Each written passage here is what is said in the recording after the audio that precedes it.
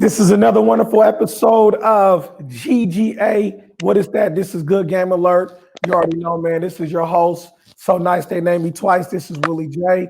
We're gonna be speaking of some real intense, commentary, talking about some things that are in the making, some things that are already here present to address.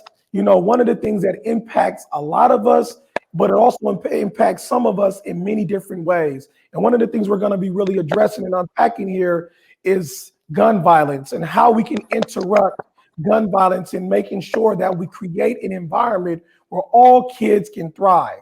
So, I mean, I'm pleased and with gratitude and feeling very, blessed to have two phenomenal brothers who are going to add their voice, add their value to this conversation. We have the wonderful Bookie Gates. That's my brother. That's my partner. That's my friend. That's somebody that I grew up with in the Central District.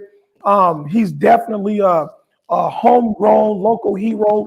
We also have, to our colleague, our brother, our friend, who's also a local hero right here, man, Derrick Willard, and just throwing it out there, Derrick he's a Franklin Quaker, so he's a little bit of the weak spot in this team, but he brings some good value to the team, and we have our brother Bookie Gates. I'm the host, so I can kind of get away with saying some things right now, but it's all love, man, and it's showing the value and the commitment of locally grown leadership, just really adding value to create the systems and connections and collaboration to disrupt gun violence. So with no further ado, we got Bookie Gates and we got Derrick Wheeler. And we wanted to ask you guys some questions, around the regional approach around, a comprehensive public safety platform that is being developed to address gun violence. But before we get off into the deep aspects of the conversation, I would like to kind of go on a little personal journey with you guys and ask you a little bit about, yourselves and what brought you into this particular space, what invested interest that you have that makes you want to come and do this work in the way that you're doing it. And I know you are not your position, but I would like for you to kind of let us know what you do on a professional level as well.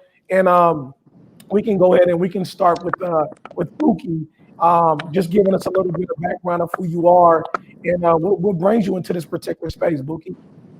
I appreciate you having me, Will, man. It's good to be in your midst, man. It's good to see Derrick.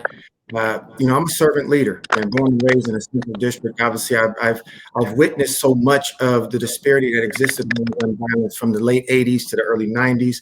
Fortunately, I was able to use sport as a vehicle to keep me and deter me from some of the negative activity and behavior that the system has ultimately kind of oppressed the people that we live, work, and play within. So just being around Garfield Playfield, man, you saw and you witnessed so much. And I think that just attributed to the pain, right? This pain that I had because there was a void in my life because I saw many of my peers, including yourself, Will, right? We know your story. And we were together, right? We played on the same day, football teams. We were basketball, baseball. You had all these elements that we experienced together, but then that was stripped away, right? Some of us were able to move in another direction. Others kind of were left behind. And I felt that I was doing a disservice by not paying attention to those that were obviously being left behind. And it wasn't their fault either, right? We're talking about systems of oppression that obviously forced them into positions that they were in. And so that's what really kind of is charging me to continue to be active and voice the concern, but also make sure that we're creating a platform and a legacy that our children's children will be able to pass down, right? And they will live in a safe, healthy, and hopeful community. Thank you, Mr. Gates. I'm being a little formal here, but at the same time, and I really appreciate the value that you bring into this space and how you connect it on a personal level as well. But also how you inform not only from your personal, but also from the position of just doing the work. Kind of give everybody a little peek behind the curtains as to the work that's being done, behind the curtains to interrupt gun violence. And so what does that look like for you? Just giving a viewer and audience a little bit of peek behind the curtains.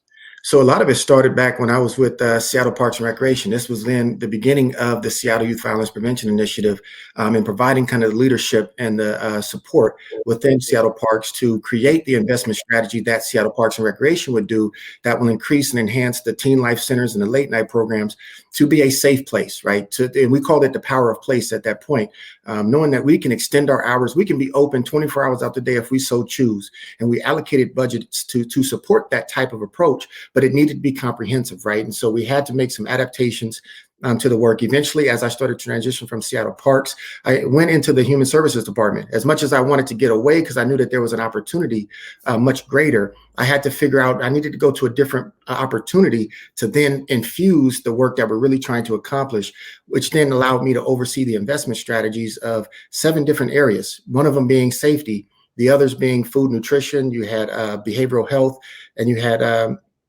youth development. So now I had the opportunity to influence a lot of the policy that was in play, in addition to the funding mechanisms, right? And not just solely, let's just fund community, but let's do it in a way that really has community ownership around the funding processes. And that's how we got to the community safety investment that the Human Services Department launched back in 2019. I then kind of took a little break. I actually had a sabbatical because I wanted to recalibrate the vision, but I yet knew that my work had to continue to stay within community. And now, as a successful business owner, right, obviously have a local courier service that services the state of Washington. I also recognize that I have an economic mobility that can support this work, right, in a philanthropic effort, not only just in my time, but also within my resources.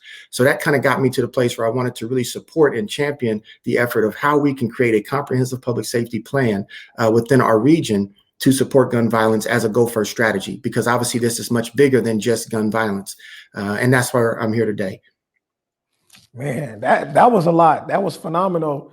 And just the things that you've been doing on a personal and also on a professional, and being able to bring it home.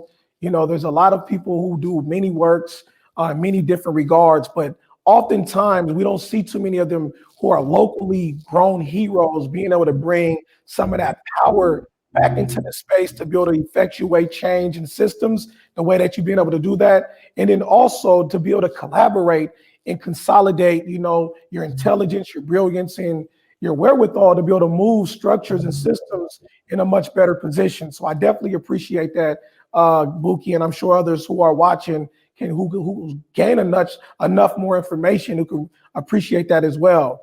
So we want to move into Brother Derrick Wheeler. You know, I won't say we're saving the best for last because he is a Quaker, man, but this is a phenomenal brother. I'm not gonna lie.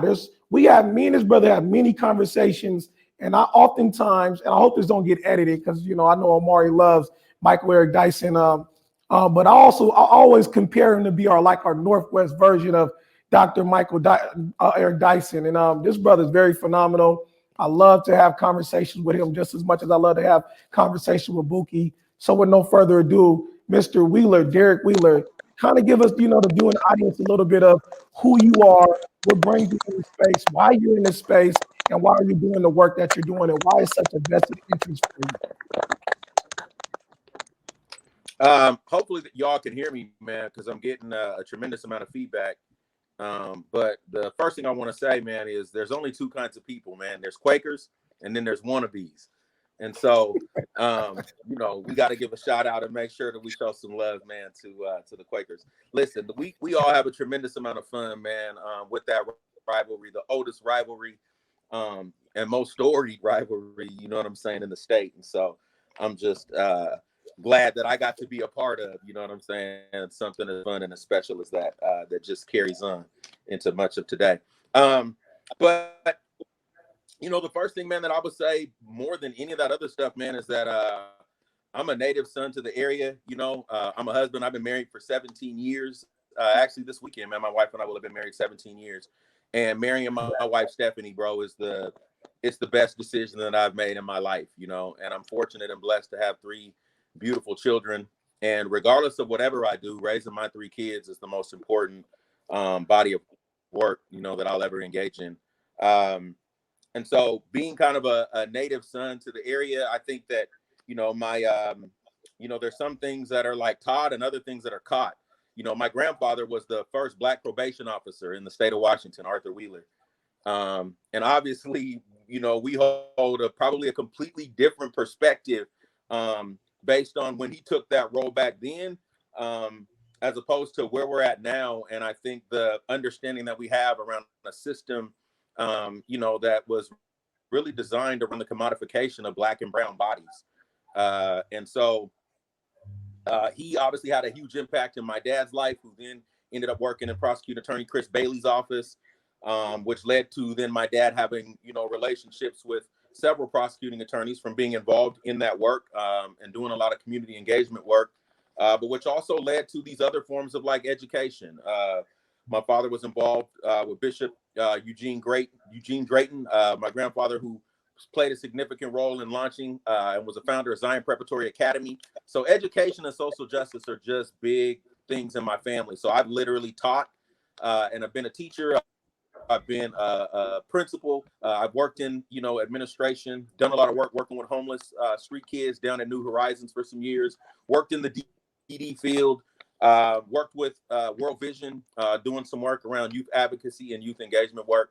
And so I've always really, man, kind of been involved and engaged in work really that has been about centering the voices of the people who have been most impacted and who have been, you know, most marginalized, and recognizing that we have to have the kind of proximity that allows us to, that leads us to being able to center those folks in a way that we close the gap between the espoused values of either our organization or even the system, right? To go, we have our espoused values, but then there's the lived the lived experiences of the people that we're called to serve. And oftentimes our work, I believe, is in closing that gap. And so that's really what, man, the last, you know, 25 years of my life have been about, waking up every day, ultimately, man, with child well-being on my mind. And I want to be really specific about that child well-being. That child well-being is the well-being of Black children who oftentimes are taking up the rear, whether we're talking about birth and the challenges that come with just surviving, getting out of the birth ward, and then the plethora of obstacles, you know, that are put in our way and put in the way of our children, man, in order for them to be successful. So I think that what that has done, man, is that it's led me full circle to this role with Zero Youth Detention. I think that there's a lot of complications with something like Zero Youth Detention. Just to be frank with you, I think the name in and of itself is inherently racist. This idea that centers around what do we have to do to not lock up Black and brown children, I think is the wrong focus. The focus really has to be on what are we doing in community to create the conditions that sets up young people to be happy, to be healthy, to be safe. And then that creates a posture and a space that allows them to thrive, right? Like the environment dictates the success of the product. So how do we transform and change the environment and look at these different social determinants of health? And if we do that, then we can look at the reality that will be birthed out of that, which is we'll lock up fewer children.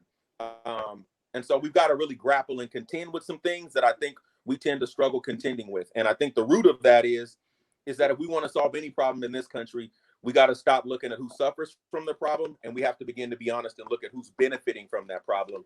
And we're talking about deconstructing a system that has never been able to survive without the commodification of Black and brown bodies. Wow. Well, I mean, I think folks got a confirmation as to why, you know, I see the comparisons to you and Dr. Eric Michael Dyson. You know, that was, you know, just really you talking about the environment, you know, dictating, you know, the social determinants of a person's life or even a community, right? What are some of those things that you're doing as the director in Zero Youth Detention to create something of a different environment that hosts an opportunity for young people to thrive in an environment that they're currently not thriving in? What are you doing around that particular effort in addressing and interrupting gun violence? Can you speak to that, Mr. Wheeler, please? Yes, absolutely. Clearly with the feedback in my phone, man, I got O over there working overtime to try to solve for these challenges. But you know, I think it really centers around shifting the conversation to being able to have a broader focus on what it is that we're addressing, right? And I think some of that has to do with how do we deconstruct some of the existing mental models that I think are deleterious and problematic to really being able to help us focus on not creating and doing work that gets at what I would call the symptoms of addressing the problem, to being able to focus on how we're actually getting at the root cause, of many of these things. And I think, most often what we find in these spaces are folks who lack the courage to do the work that's going to require us taking a longer, approach. It's going to take more time for us to get there. And I think in the haste and in the expediency of the system, some of that is connected to politics and the ways that some of these things run on 3 and 4 cycles, and the pressure that folks have, I think, to want to make sure numbers are right, or being able to respond to a constituency around specific issues. And so I think we're just grappling with this notion and this idea of how do we shift some of our thinking, how do we move away from and broaden the conversation around things like even data, where we tend to only want to look at qualitative data, right, or quantitative data, and we only want to look at the numbers, and that's like just looking at the forest. And sometimes we can't see the trees for the forest, so we got to be able to look at the qualitative data. What's the quality of the stories, right, of the people who are in community? And bigger than that, how are we looking at historical data? A lot of times we don't like to talk about historical data, and we have tons of amnesia about how we got here. And if we don't bring historical data into the conversation, then we're left with a deep sense of victim blaming.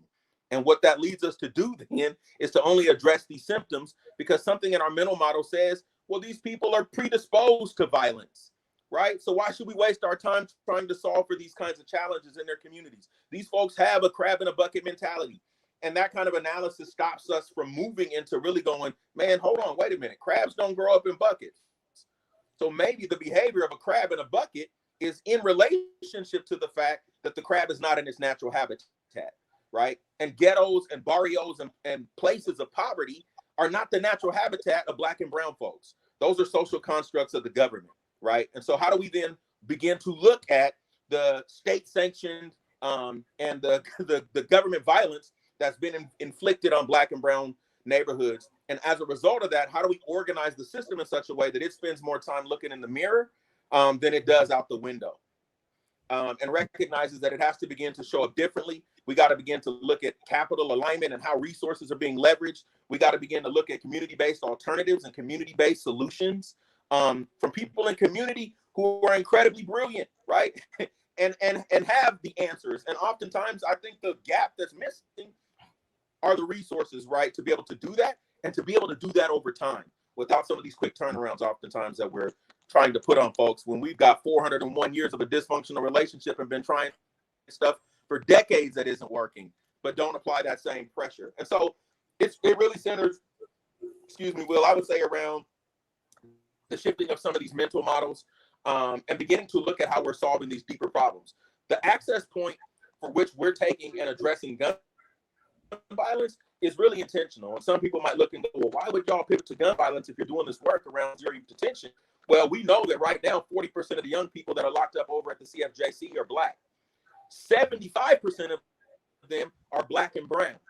65% of those young people that are locked up in the CFJC right now are locked up for a violent offense and something that has something to do with some form of a gun, right? And so if we're talking about this idea of the work that has to get to zero youth detention, we know that there is a predictable mortality rate for Black and brown young people, right, in our county across all of these sectors. And gun violence just so happens to be the fastest way that we're losing our kids.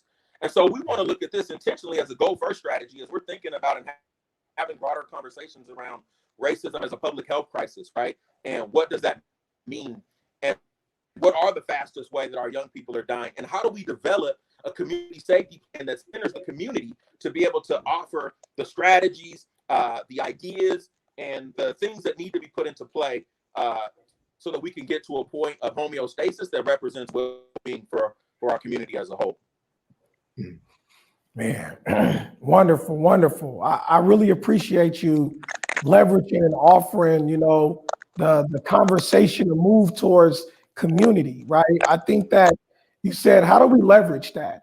I would like to be able to kind of segue that to Mr. Gates, Bookie Gates, in talking about what is being done in leveraging, the resources, the opportunity for community to step in place and be able to insert some of the solutions that are not oftentimes seen in the space. So What are some of the Go First strategies that are being worked on? What are some of the national relationships that are taking place in forming this process to build out a sustainable system?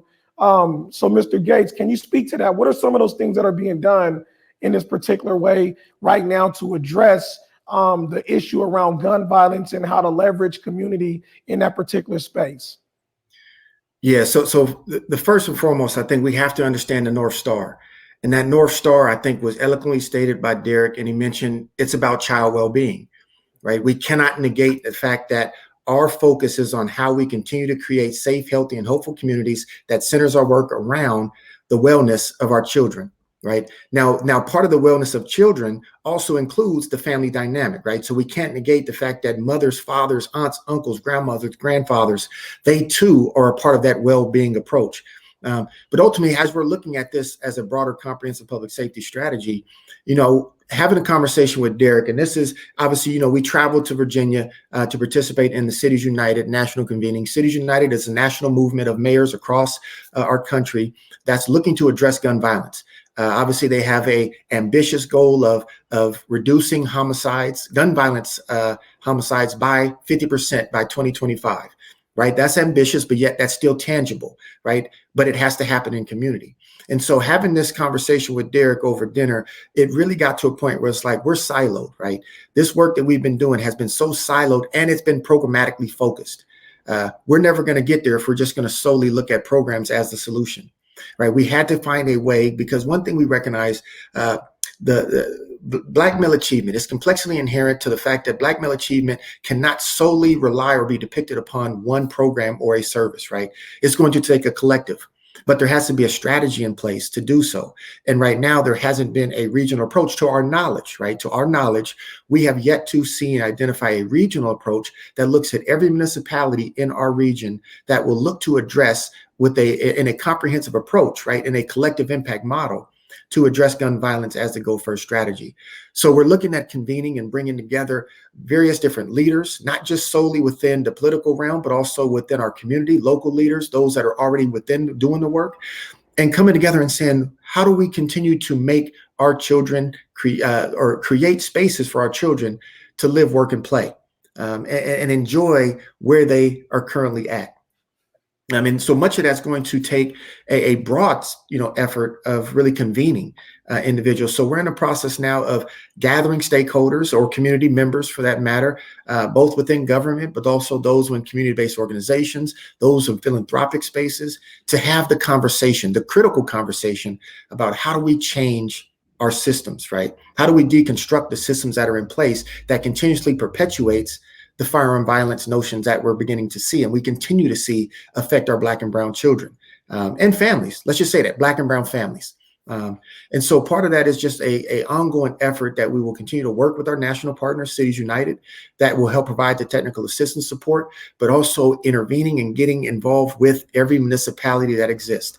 We're talking about Kent, Renton, Federal Way, Tukwila, Auburn, SeaTac, Berrien, and in addition to Seattle, because that's where we're seeing most of the data depict that we're finding more and more firearm violence incidences occur. Now, that doesn't necessarily mean that they're all solely Black and brown, but the fact is that we're seeing data show that violence, firearm violence for that matter, is rising or at least has increased within those communities.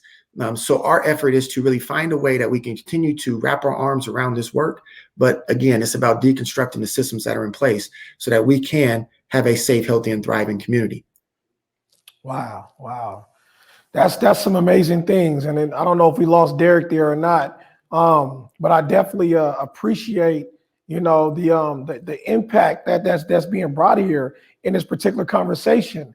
One of the things that is landing on me, if I was a viewer, is that this sounds like it's more than just an idea, but an actual investment strategy. Because you mentioned these different jurisdictions, different partnerships, national partners. So putting on my community hat, and I'm listening to this conversation, and I'm glad that the segue was, we got an introduction of some local heroes. We know that they're from here. We know that they went to high school and other different aspects. They touched this community in real, raw, relevant ways. But I also want to hear, what is the actual investment outside of the partnerships in terms of the finances, because as we know, that a budget is a reflection of your moral document. So it lets me know what you really believe in, what's your particular value.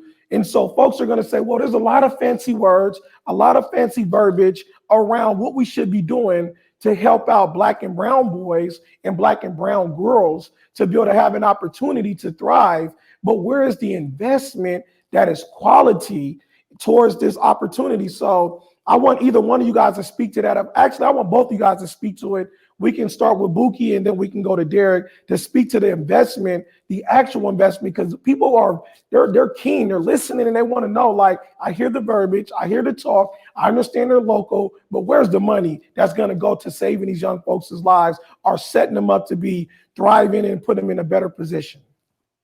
Yeah, I can initially begin this conversation, and obviously Derrick can speak to the standpoint of where things are at within the county.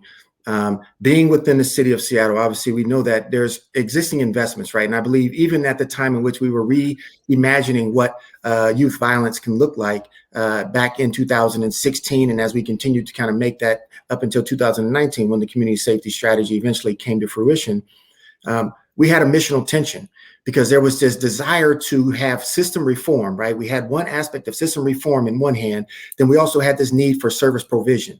And it was this balance that we had to kind of continue to fight with, right? And that's something that community continued to voice, right? Yes, we want reform, but yet we also can't negate the fact that there's still services that needs to be offered for community. And so at that point, there was the community safety investment strategy that really took what was used to be more of a preventative measure, that really put its focus on intervention, right? And really looked at how we can address the criminal legal system impacts on individuals that will coming out of the of reentry, right? Or that will be eventually returning home. And so we look at that as one investment that exists and may have to be repurposed, right? I mean, there's, we don't know what that looks like. Obviously, that's something that we'll be working with the City of Seattle and the Human Services Department, but there's additional resources that continue to go into this body of work that we're going to begin to wrap our arms around to figure out, okay, how do we repurpose? How do we reallocate? How do we allocate, in a sense, new money? And how do we create policy for new funds to continue to be poured out into this work so that we can make it sustainable and long-term? Thank you. Derrick? Yeah, I would add to that Bookie had really alluded to it. I think we're really grasping and we're holding two tensions here, right? There's the tension of the work that has to happen to support and the work that we need to do to stop young people from dying tonight, right? While at the same time, we're holding this tension with how do we create equitable quality and quantity of life for young people in our community. So we're talking about short-term engagement and strategies, and we're talking about long-term strategies. And there have been some investments that have been made. And because one of the things we've been looking at is this idea of capital alignment, one of the things that we know is true is that we can't address these different disparities without recognizing the interdependence, right, across these different domains. Meaning, like, we can't have like the folks that work in the Human Services Department working by themselves and the police department working by themselves and the folks in homelessness working by themselves. No, we've got to be collectively working together with the exact same North Star. We've got to be able to look at a continuum across this entire, a pipeline and looking at where the investments are. And then we have to be looking at how are we aligning resources that help us accomplish this collective North Star. For so long, I think the system has been able to operate in these silos, right? Where like people are off and they're kind of doing, their thing. And so what comes with capital alignment, I think, is a level of accountability that we tend to maybe not normally see. And what that allows us to do is to go, well, if you're making investments in something and there's not a return on that investment, how do we better leverage those resources so that they're actually meeting this North Star, right? Or this more specific need that gets us to accomplishing the goals that we have as a collective. And so we've got council members like Gurmai, who advocated for $1 million for an emergency funding ordinance, right? To be able to address violence.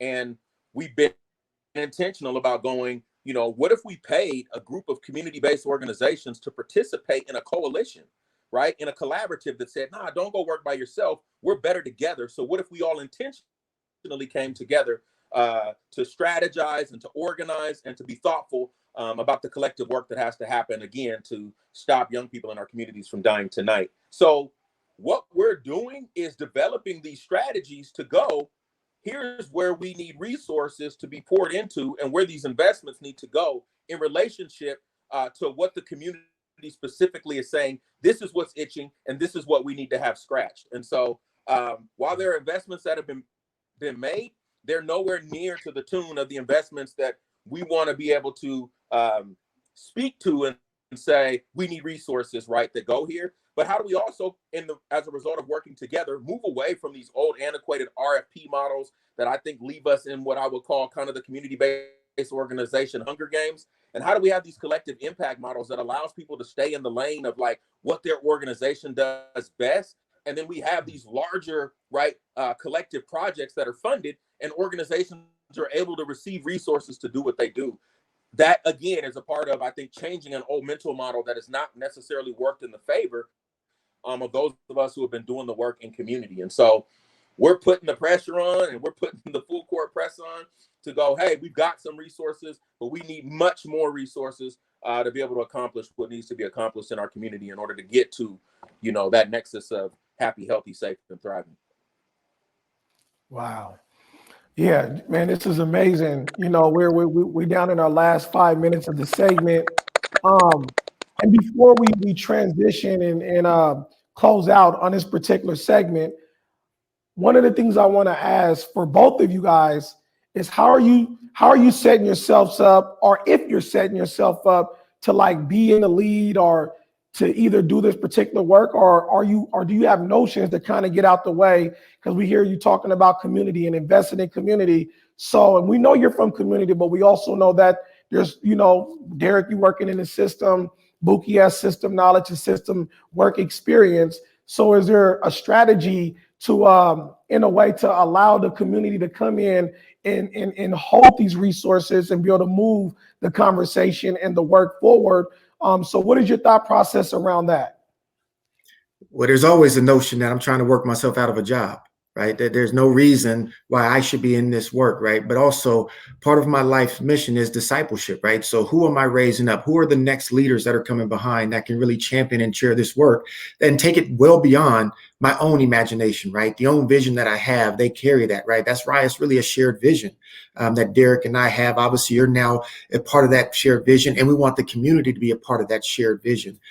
So that they can see a community in which they envision that they can thrive in, economically, educationally, but even socially and emotionally, right? Because we forget about those aspects of life, right? And the quality of life that we desire to have for our families, Black and brown. And so what I'm hoping to see is that this call to action is really how we see more and more communities that are in their lane, right? That don't want mission creep, right? Or don't go out there and try to create a programmatic model just to fit within what we're looking to do as we're addressing this gun violence, but to really say, you know what, this is what I like. This is what I do. This is where I can be beneficial. This is where I want to champion this effort. And that's where we're hoping to see a community, a groundswell of community just raise up. And it's a track meet, right? We're passing a baton. We're in a relay race. And so the last thing we want to do is drop that baton. And so that's incumbent upon Derrick and I and others who are also within this coalition work to continue to raise up our leaders, right? And raise up those in community and really allow them to really own this process. Great. Derrick?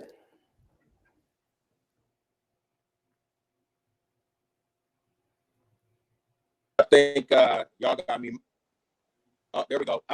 Man, I would say, I think that, you were kind in your choice of words, but I think that what you offered in calling us a hero, or at least I'll speak personal, local, and immediate, referring to me as a hero. I think that a hero is really, I think that's a Eurocentric idea, right? And I think we've been socialized into this idea that like there's this hero or there's this one person that's somehow going to come and save the day.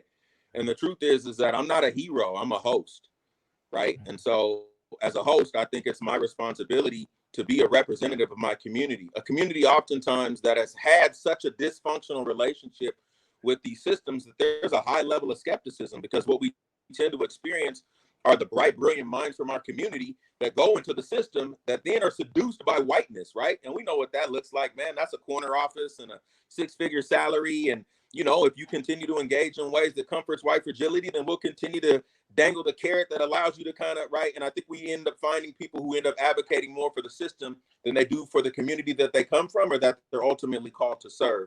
And so what we want to offer, I think, really is a level of accountability, right? To go, there's got to be an inside-outside game. And how are we collectively working together to follow the kind of blueprint that allows us to align and to deconstruct some of these ways of being in a system that have been harmful, you know, to community, and that we don't want to invite the community to the table with the system.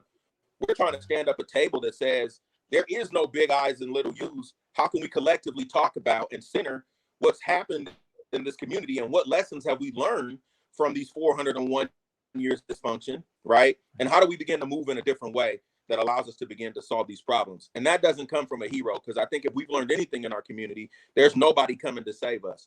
We ultimately are all we got. And the truth is that we are all we need. And so my job really is just to kind of get out of the way, man.